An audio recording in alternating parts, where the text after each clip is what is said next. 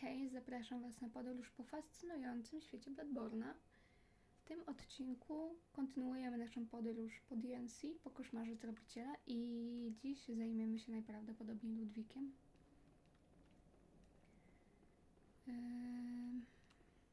Ale zanim się nim zajmiemy, to oczywiście musimy do niego dobiec.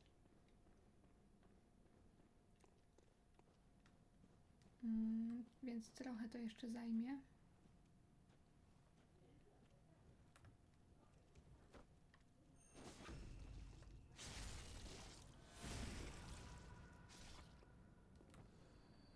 No i trochę mapy jeszcze musimy zwiedzić, o ile dobrze pamiętam.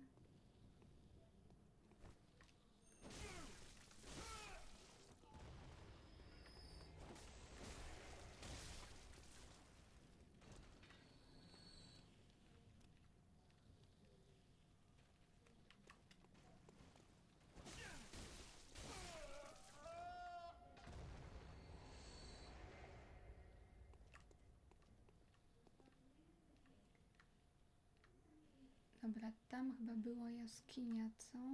A może tam?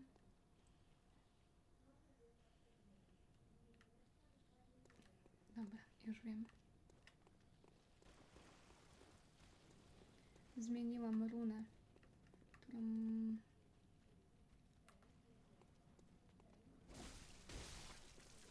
dotąd miałam na sobie runę od Eileen.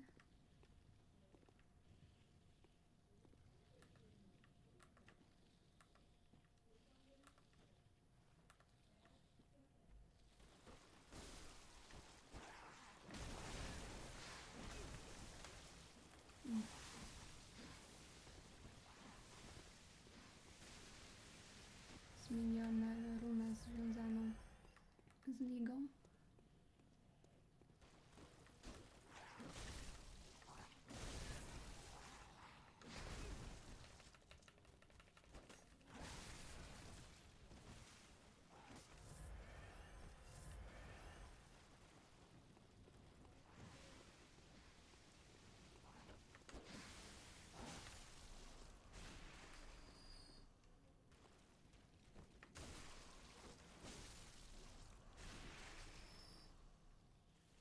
Tak, dzięki czemu będziemy mogli po prostu przyzwać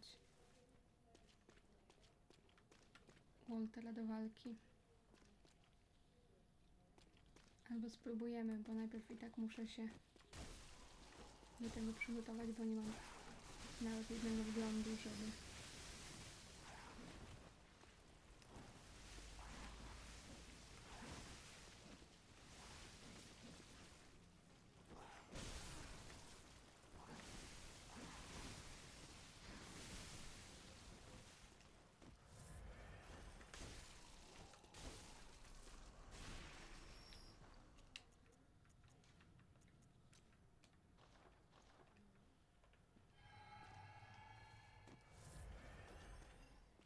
Ale to za chwilę.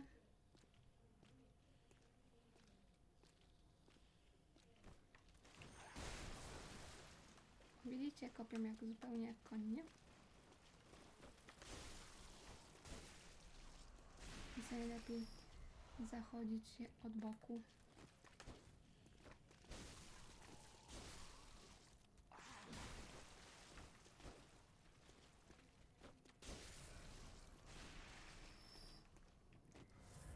One pilnowały spodni konstabla.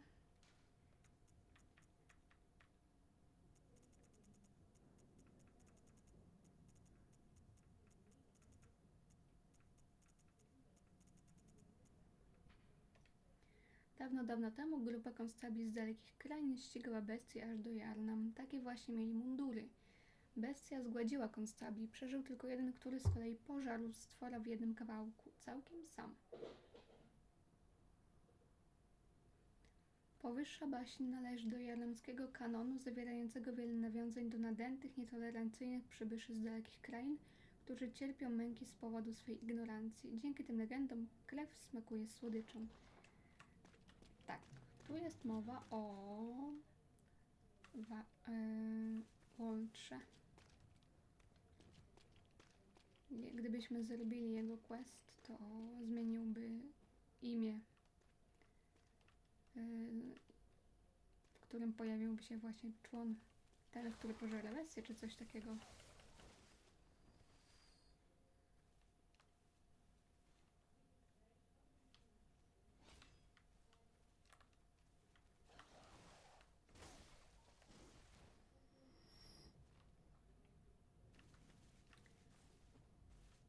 Tak, tu na nas czeka jeszcze jeden tropiciel, ale najpierw przejdźmy się tu.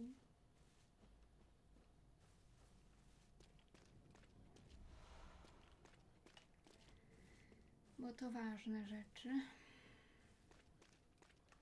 Tam też czeka na nas przeciwnik, ale zaskoczymy go z innej strony.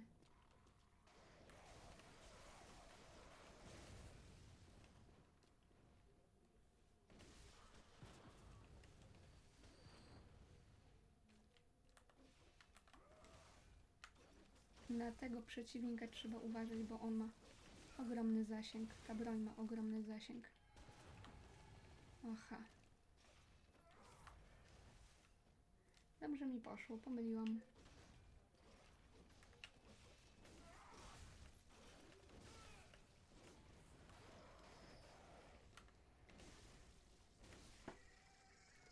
Warto zwracać uwagę, co się ma akurat wyekwipowane.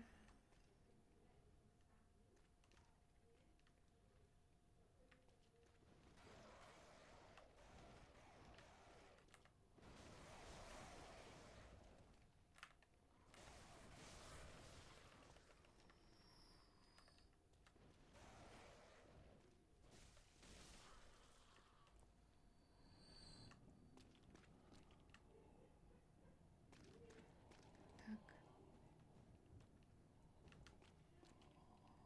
Tam się jeszcze znajdziemy, także spokojnie.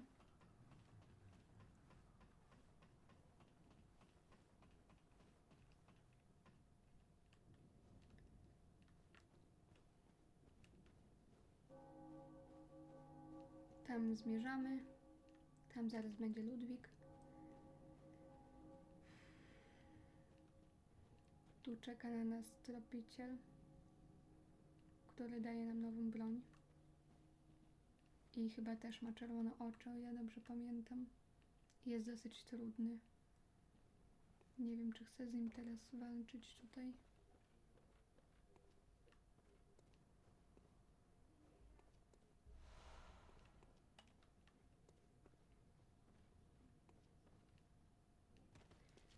Sobie ułatwimy trochę pracę, przyzwiemy tropicielkę. I wtedy z nim zawalczymy.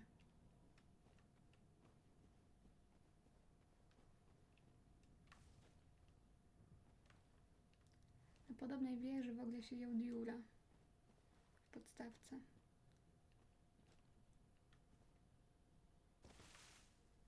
Tu trzeba uważać na tych dwóch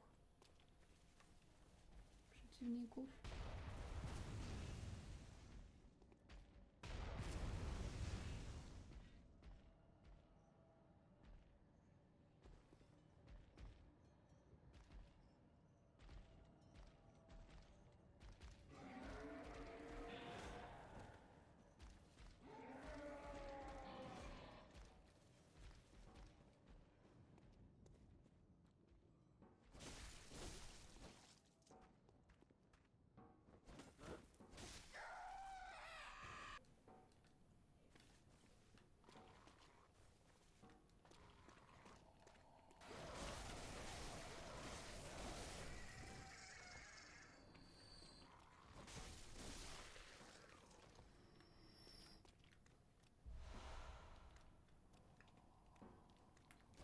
On zawsze da nam fiolkę z krwią.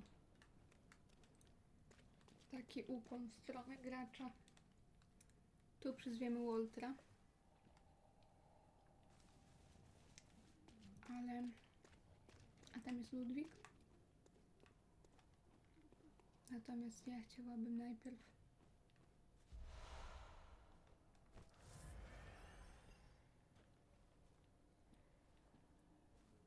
zająć się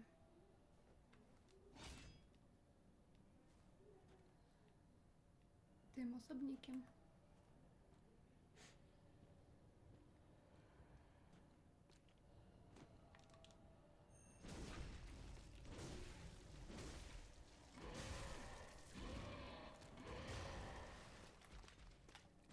Albo i nie.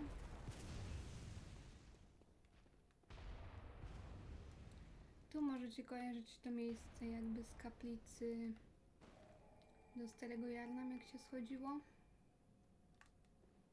Tam można przysłać kolejną.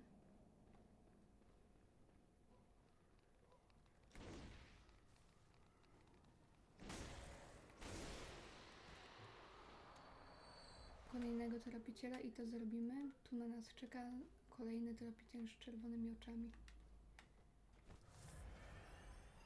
Tylko najpierw muszę sobie trochę wgląd zwiększyć.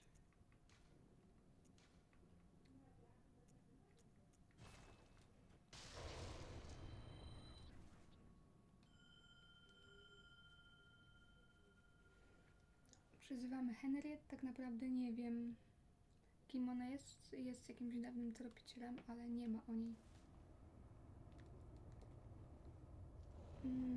loru za bardzo.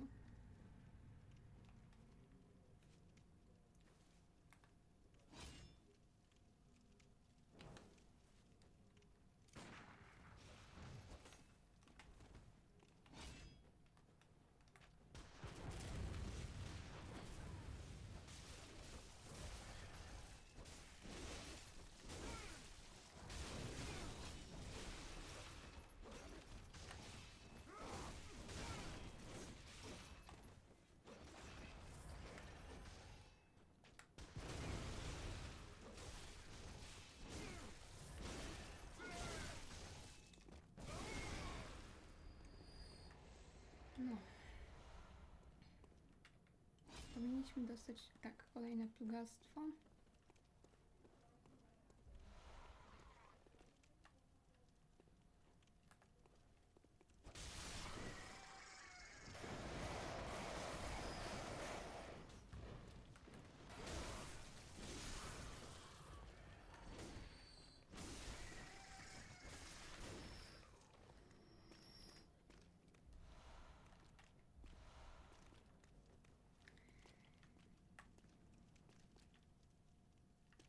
I tu jest kolejne ciekawe miejsce,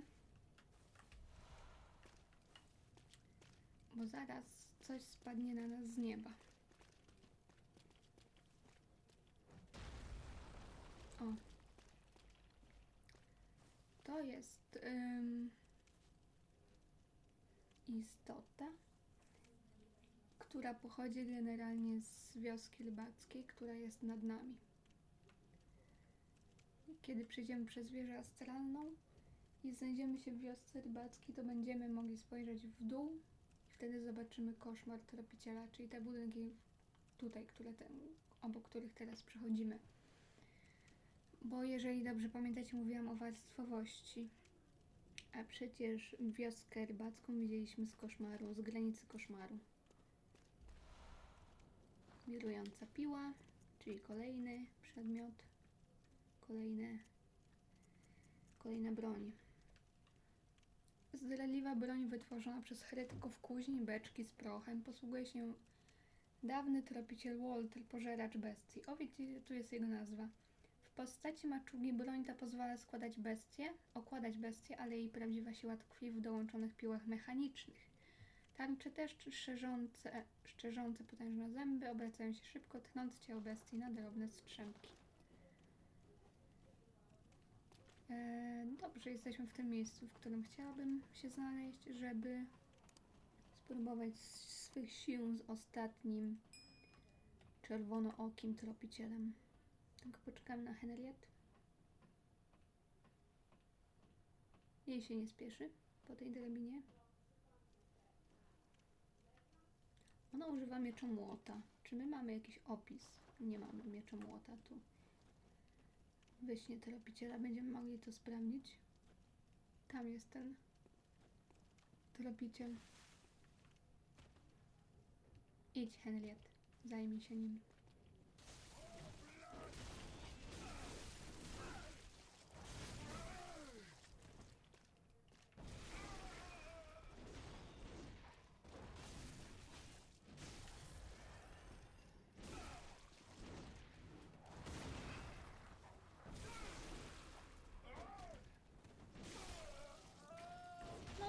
Henriette wszystko wydaje się łatwiejsze. Dostaliśmy trzecie plugastwo. I tutaj najważniejsze jest kolejna broń. Tyle czytania w tym odcinku. Zdradliwa broń używana przez dawnych tropicieli. W zagięciu głównego ostrza znajduje się drugie w formie podstawowej. Bułatu można używać jako długiego, zakrzywionego miecza, ale po transformacji ostrze się chowa, co pozwala zadać szybkie, seryjne dźgnięcia. Choć ta zdradliwa broń pozwala łatwo dostosowywać się do przeciwnika, w późniejszym okresie została zastąpiona piłami i innymi podobnymi rodzajami broni, które były bardziej efektywne w gromieniu bestii.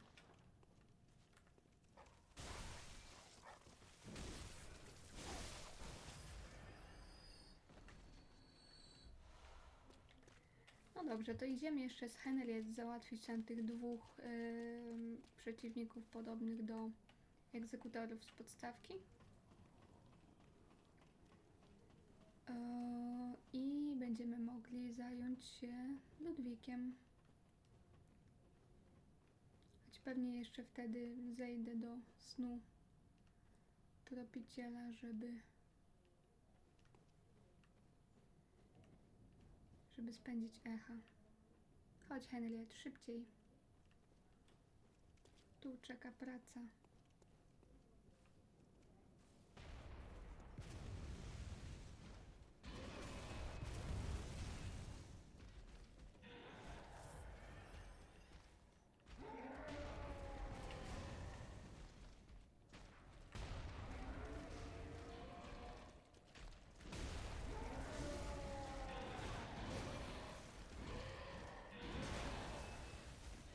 Oj, chyba się zablokowałam.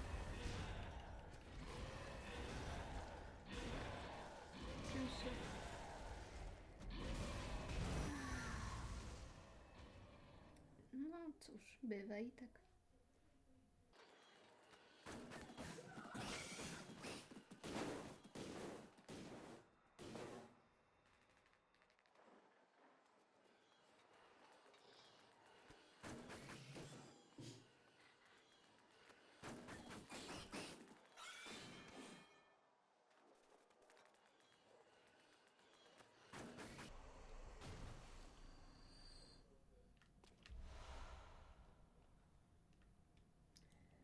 Chciałam ich pokonać, żeby w spokoju móc zebrać jedną rzecz, która jest tu. Chyba tu. No i można kolejną osobę przywołać. Kogo? Młodszy Madaras. A tutaj mamy set Madarasa.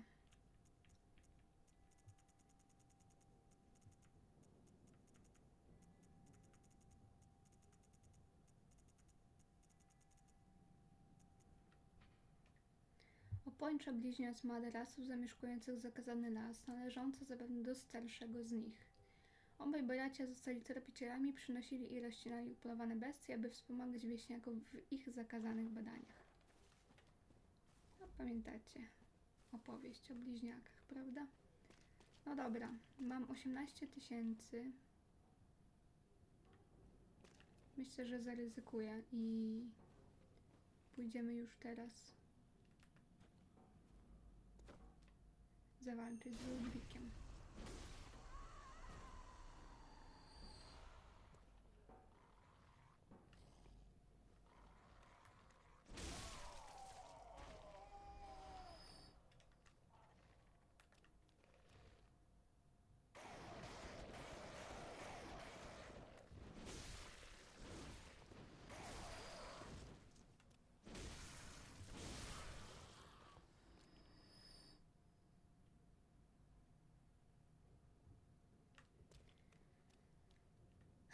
I tak najlepiej byłoby przyzwać oczywiście Waltra i walczyć tak, żeby nie zginął.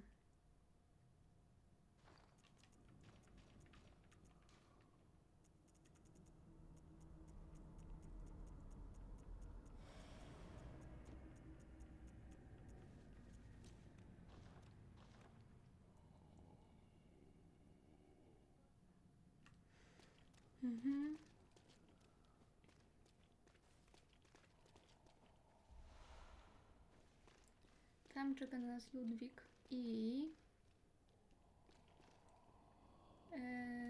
posłuchajcie oczywiście muzyki i wstawię tekst, bo mówi o tym, że Ludwik nigdy nie zaniechał swojego świętego celu, pomimo że stał się bestią. I oczywiście są dwie fazy walki i to jest jedyny boss, który ma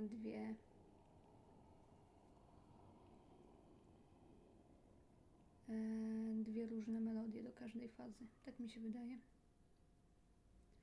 Oczywiście można pokonać go na 3 sposoby. Pierwszy sposób jest taki, że oczywiście pokonujemy go prawilnie, bez żadnych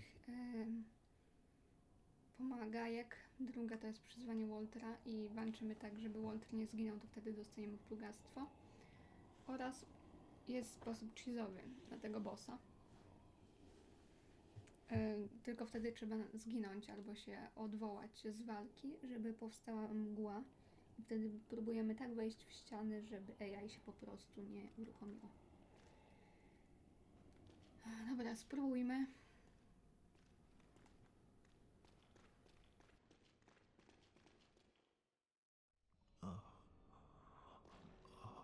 Please help us. An unsightly beast, a great terror loose. Ludwig Pickast is coming.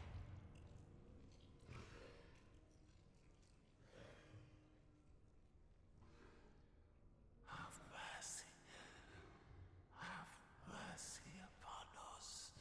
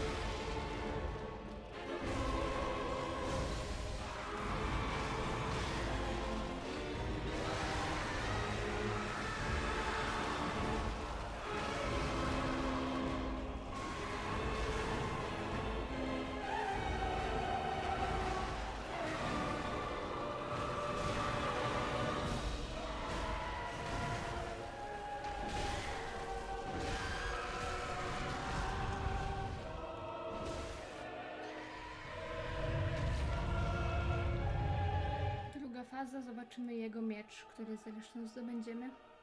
I to na jego podstawie powstał miecz, który mam teraz.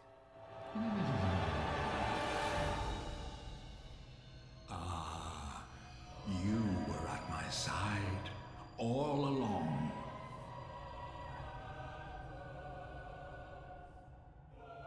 My true mentor, my guiding moonlight.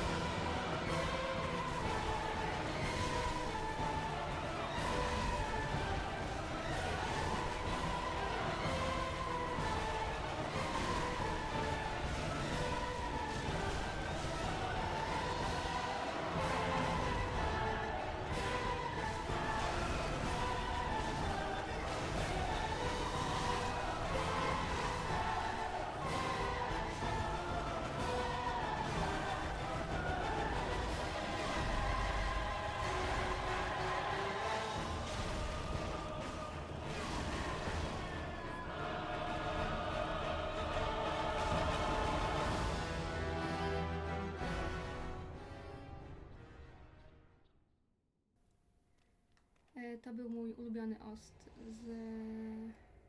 jeden z ulubionych ostów w grze. Zaraz sprawdzimy runę, którą dostaliśmy od niego.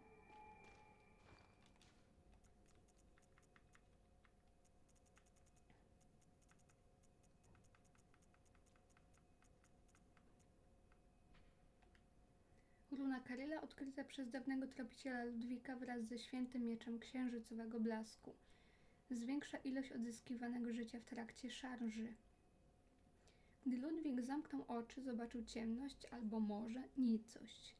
To właśnie tam odkrył malutkie stworzenia pełne światła. Ludwik był pewny, że te wesołe, tańczące wróżki dawały mu wytyczne. Pozwoliło to Ludwigowi uwolnić się od strachu, przynajmniej w trakcie łowów. Tak, jest to dosyć tragiczna postać w Bloodborne. On myślał, że robi coś dobrego, że łowy są ważne.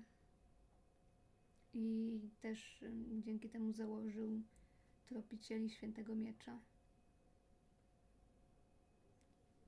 Natomiast w końcu zaczął się bać tego, co robi, ale w inny sposób niż Dziura. Teraz porozmawiajmy z nim. Teraz nie będzie chciał z nami rozmawiać. Musimy się przebrać. Jeżeli się przebierzemy w strój związany z kościołem, to dialog będzie inny po prostu trochę.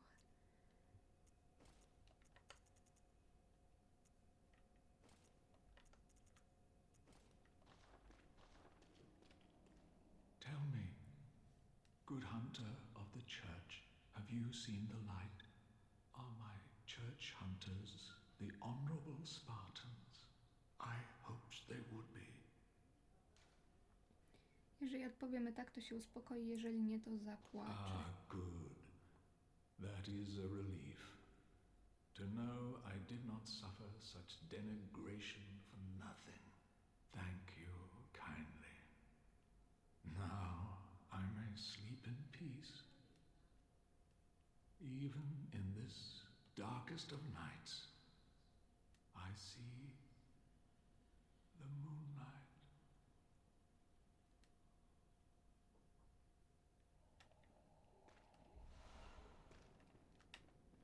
Zaraz sobie przeczytamy.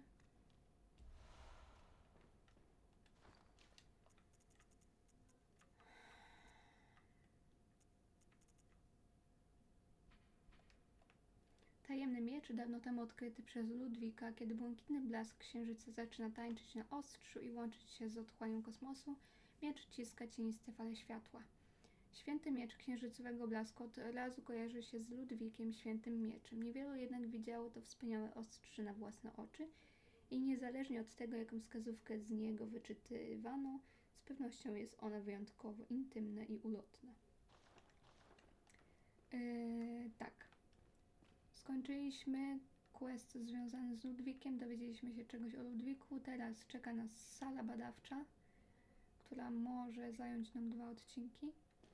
Natomiast jeszcze tutaj wrócę, bo najprawdopodobniej pojawi się tu Simon i coś nam jeszcze powie. Także do zobaczenia w następnym odcinku. Oczywiście jak zwykle dzielcie się swoimi ciekawostkami i teoriami i do zobaczenia.